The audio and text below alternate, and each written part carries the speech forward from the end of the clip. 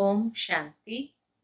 आज 10 नवंबर 2020 के मधुर महावाक्य है और आज की मुरली में बाबा हम बच्चों को सावधान कर रहे हैं कि बच्चे माया से हमेशा सावधान रहो।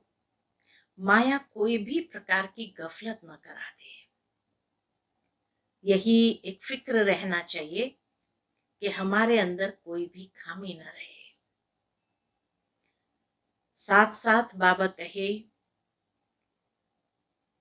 कर्म करते हुए पावन भी जरूर बनना है और हमेशा ये नशा मन में रहे कि हम ही जाकर के ये लक्ष्मी नारायण बनना है।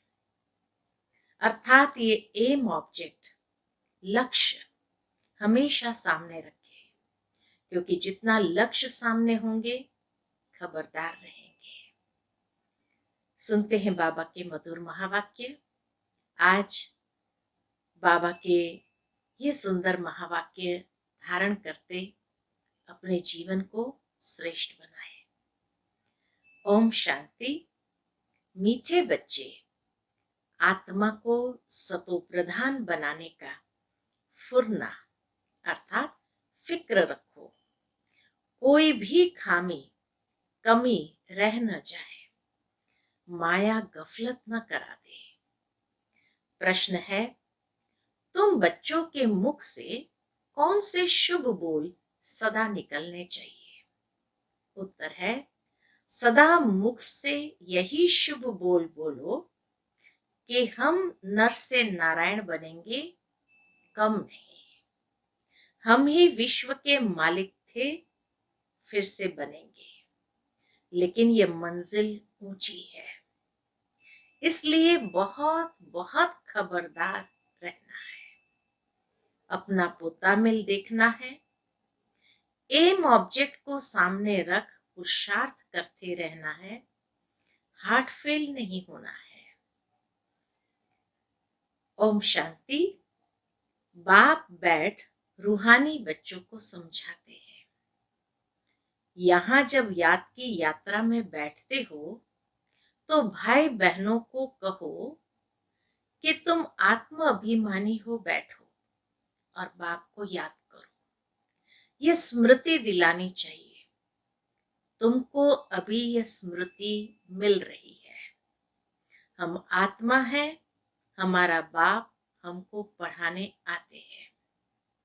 हम भी कर्मेंद्रिय द्वारा पढ़ते हैं।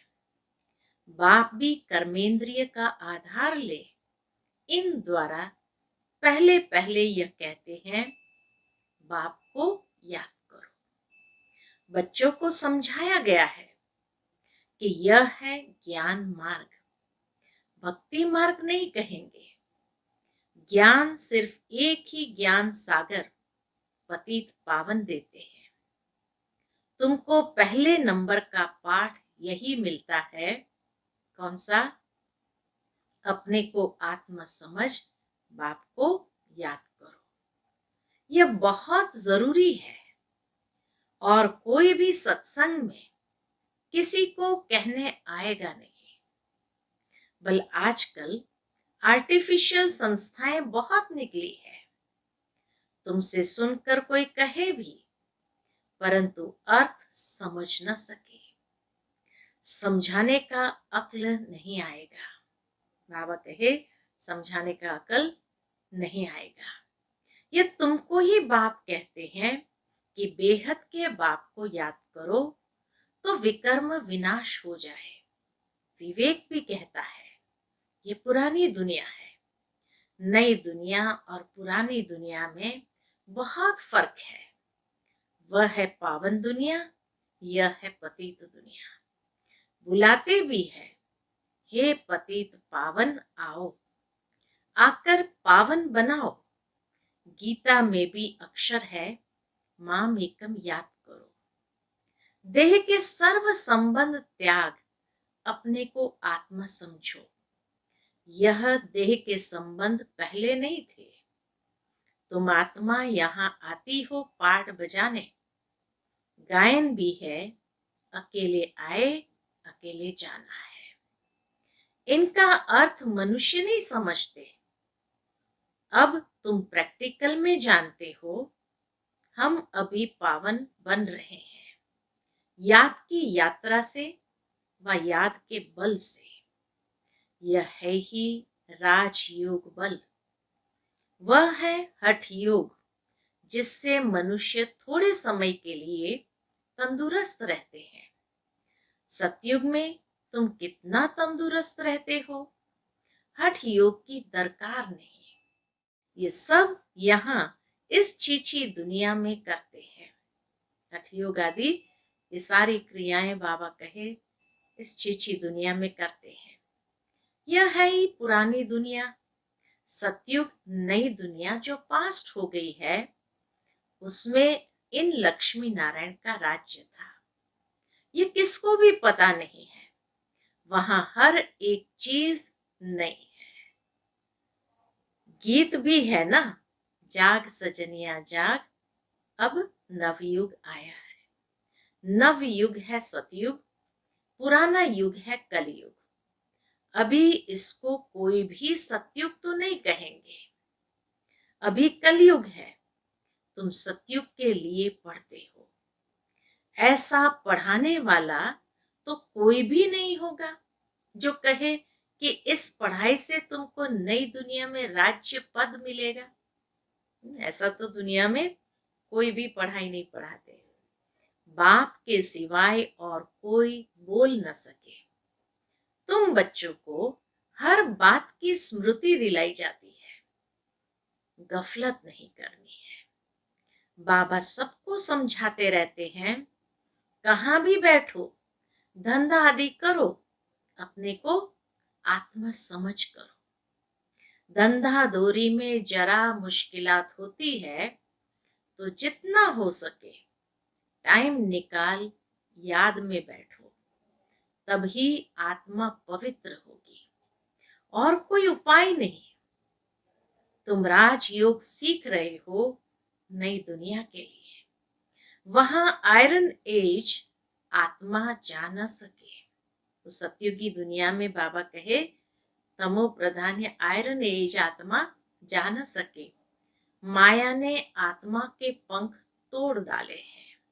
आत्मा उड़ती है ना, एक शरीर छोड़ दूसरा लेती है। आत्मा है सबसे तीखा रॉकेट। तुम बच्चों को ये नई नई बातें सुनकर वंडर लगता है। आत्मा कितना छोटा रॉकेट है, उसमें 84 जन्म का पाठ नूंदा हुआ है। ऐसी बातें दिल में याद रखने से उमंग आएगा। आत्मा की जो विशेषताएं हैं, उनको याद करने से भी बाबा कहे उमंग आएगा। स्कूल में विद्यार्थियों की बुद्धि में विद्या याद रहती है ना। तुम्हारी बुद्धि में अब क्या है? बुद्धि कोई शरीर में नहीं है, आत्मा में ही मन बुद्धि है। आत्मा ही पढ़ती है, नौकरी आदि सब कुछ आत्मा ही करती है। शिव बाबा भी आत्मा है, परंतु उनको परम कहते हैं। वह ज्ञान का सागर है, वह बहुत छोटी बिंदी है। यह भी किसको पता नहीं है, जो उस बाप में संस्कार है वही तुम बच्चों में भरे जाते हैं। अभी तुम योग बल से पावन बन रहे हो, उसके लिए पुरुषार्थ करना पड़े। पढ़ाई में फुरना तो रहता है कि कहाँ हम फेल न हो जाए। इसमें पहले नंबर की सब्जेक्ट ही यह है कि हम आत्मा सतो प्रधान बने, कुछ खामी न रह जाए, नहीं तो नापास हो जाएंगे।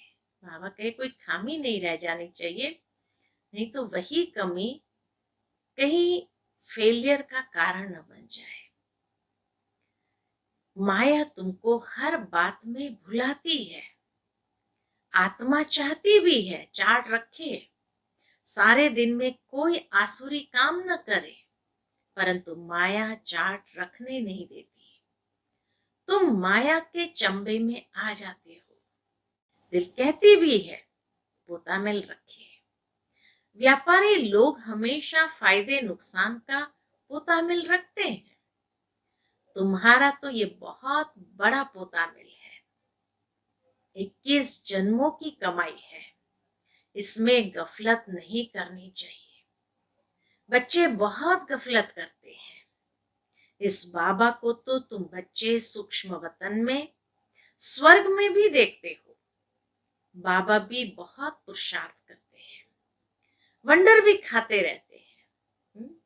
बाबा पुरुषार्थ भी करते हैं, साथ में वंडर भी खाते रहते हैं। बाबा की याद में स्नान करता हूँ। क्या वंडर खाते हैं बाबा अपने पुरुषार्थ से, कि सोचता हूँ बाबा की याद में स्नान करता हूँ, भोजन खाता हूँ, फिर भी भूल जाता हूँ, फिर याद करने लगता हूँ। बड़ी सब्जेक्ट है यह। तो ब्रह्मा बाबा अपना अनुभव शेयर करते हैं। इस बात में कोई भी मतभेद आ नहीं सकता। गीता में भी है, देह सहित देह के सब धर्म छोड़ो, बाकी रही आत्मा। देह को भूल अपने को आत्मा समझो। आत्मा ही पतित तमो प्रधान बनी है। मनुष्य फिर कह देते आत्मा निर्लेप है। आत्मा सो परमात्मा, सो आत्मा है, इसीलिए समझते हैं। आत्मा सो परमात्मा, सो आत्मा है, इसलिए ऐसे समझते हैं।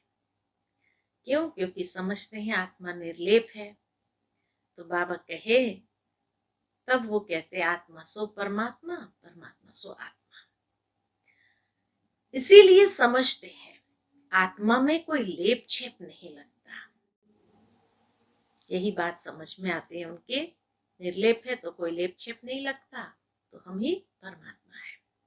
तमोगुणी मनुष्य शिक्षा भी तमोगुणी देते हैं, सतोगुणी बना न सके।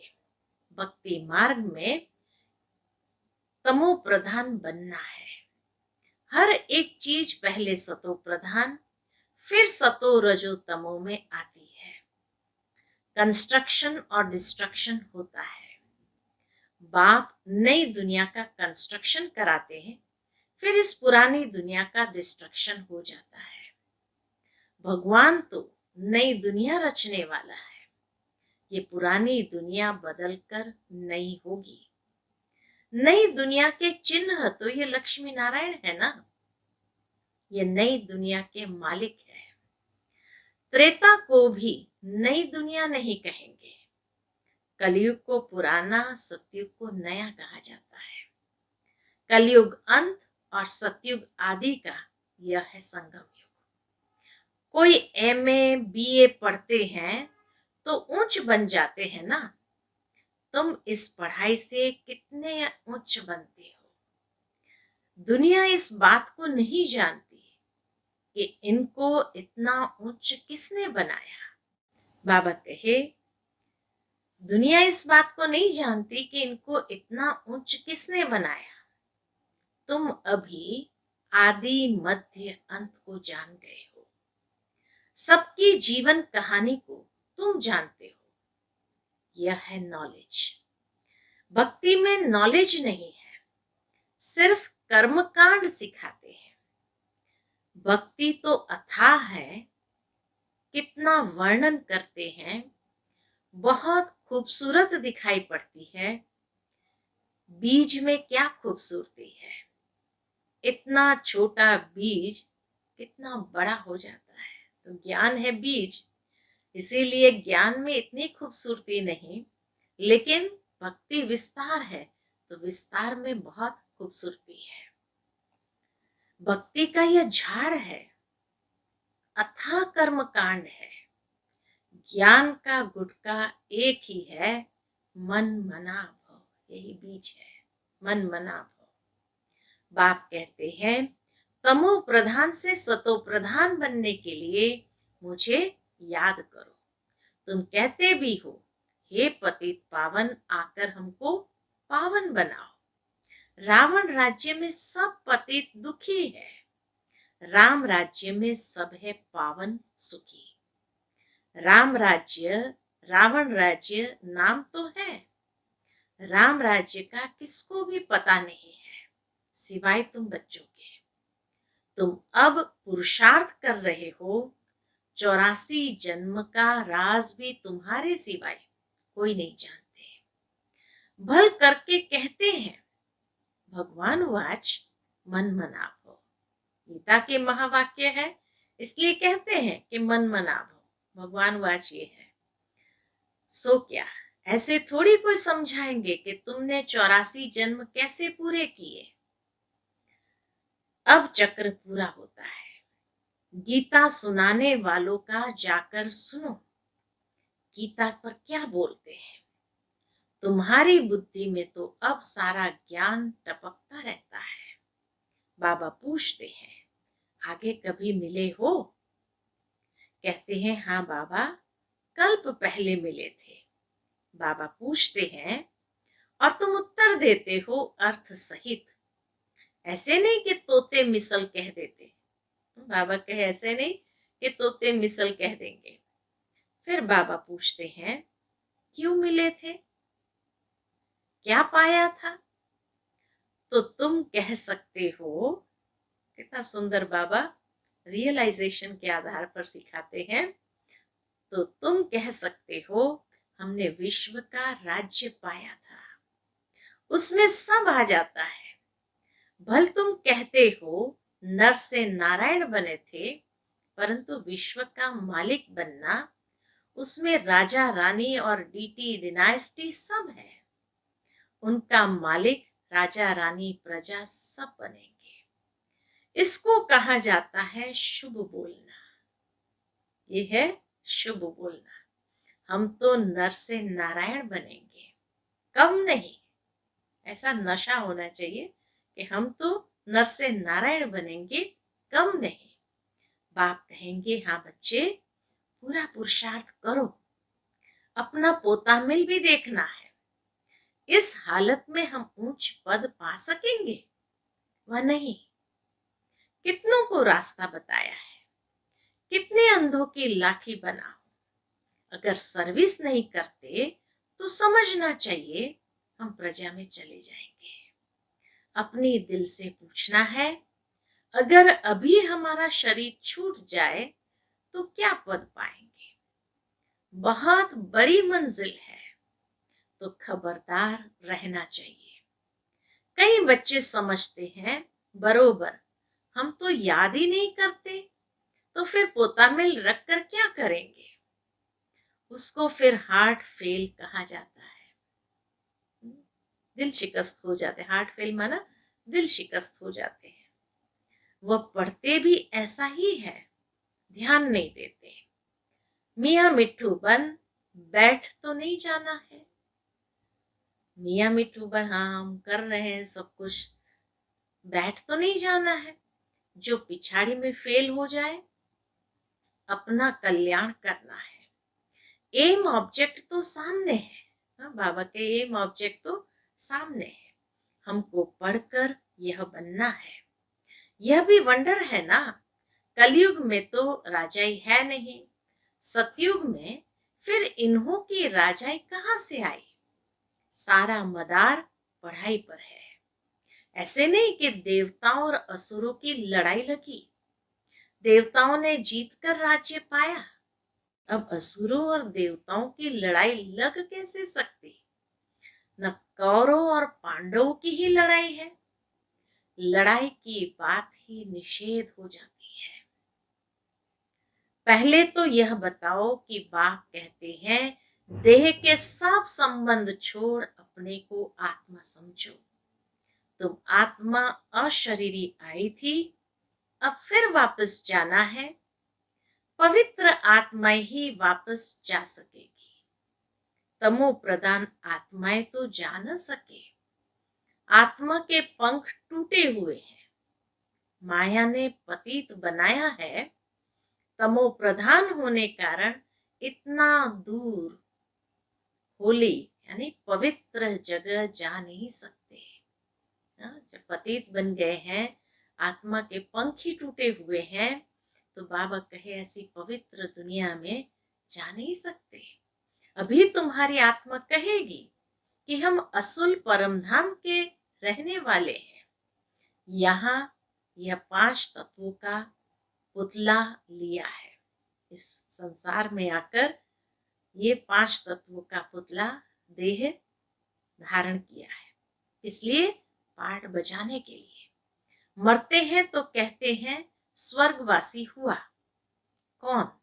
बाबा कहे जब कहते हैं स्वर्गवासी हुआ, कौन? वहां शरीर गया या आत्मा गई? शरीर तो जल गया, बाकी रही आत्मा। वह स्वर्ग में तो जा नहीं सकती। मनुष्य को तो जिसने जो सुनाया वह कहते रहते हैं। भक्ति मार्ग वालों ने भक्ति ही सिखलाई है। ऑक्यूपेशन का किसको पता नहीं है। शिव की पूजा सबसे ऊंच कहते हैं। ऊंचते ऊंच शिव है, उनको ही याद करो, सिमरण करो। माला भी देते हैं, शिव शिव कहते माला फेरते रहो। बिगर अर्थ माला उठाए शिव शिव कहते रहते हैं। बाबा कहे बिगर अर्थ माला उठाए शिव शिव कहते रहेंगे। अनेक प्रकार की शिक्षाएं गुरु लोग देते हैं। यहाँ तो एक ही बात है। बाप खुद कहते हैं मेरे को याद करने से विकर्म विनाश होंगे। शिव शिव मुख से कहना नहीं है। बाप का नाम बच्चा थोड़ी सिमरण करता है। यह है सब गुप्त, किसको भी पता नहीं। बाबा के किसको भी पता नहीं है कि तुम क्या कर रहे हो। जिन्होंने कल्प पहले समझा होगा वही समझेंगे। नए नए बच्चे आते रहते हैं, वृद्धि को पाते रहते हैं। आगे चल ड्रामा क्या दिखलाता है, सो साक्षी होकर देखना है। पहले से बाबा साक्षात्कार नहीं कराएंगे कि यह होगा, फिर तो आर्टिफिशियल हो जाए। यह बड़ी समझने की बातें हैं। तुमको समझ मिलती है। भक्ति मार्ग में बेसमझ थे।